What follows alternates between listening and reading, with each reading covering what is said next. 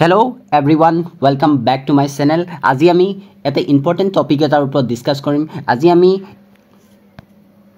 APDCL আৰু AGCL ৰ assistant account officer সিলেবাসৰ ওপৰত আমি এই ভিডিওটোত আলোচনা কৰিম। The screening test consists of two papers, paper 1 and paper 2. Paper 1 is divided into two parts.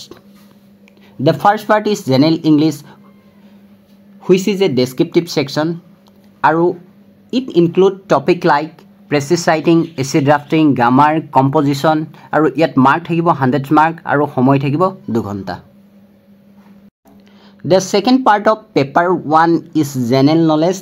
This is an objective section, meaning you will be answering multiple choice question. The second section is 1 hour long and carries 50 marks. Now let's move on to paper 2, which is also divided into two parts. The first part focuses on mathematics at a descriptive level. This section will test your knowledge of general mathematics up to class 10 standard, and you will have 1 hour to tackle this part and carries 50 marks.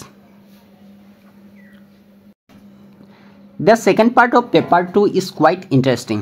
আৰু ইয়াত হৈছে আপুনি ডিগ্ৰীত যেটো subject লৈছিলে যদি BCom কৰিছে তেতিয়া একাউন্টেন্সি যদি আপোনাৰ যদি ডিগ্ৰীত যদি ষ্টেটিক্স আছিল বা ম্যাথমেটিক্স আছিল তেতিয়া হলে আপুনি হেখন পেপাৰ দিব লাগিব তেতিয়া হেখন পেপাৰ অবজেক্টিভ হ'ব আৰু ইয়াত মাৰ্কস থাকিব 100 মাৰ্কস থাকিব আৰু সময় থাকিব 2 ঘন্টা সময় থাকিব সিলেবাসখন ভালকে বুজি লওক আৰু হেমতে প্ৰিপাৰেচন চলাই যাওক আৰু কিবা যদি প্ৰশ্ন যদি থাকে তেতিয়া হলে কমেন্ট বক্সত দি দিব.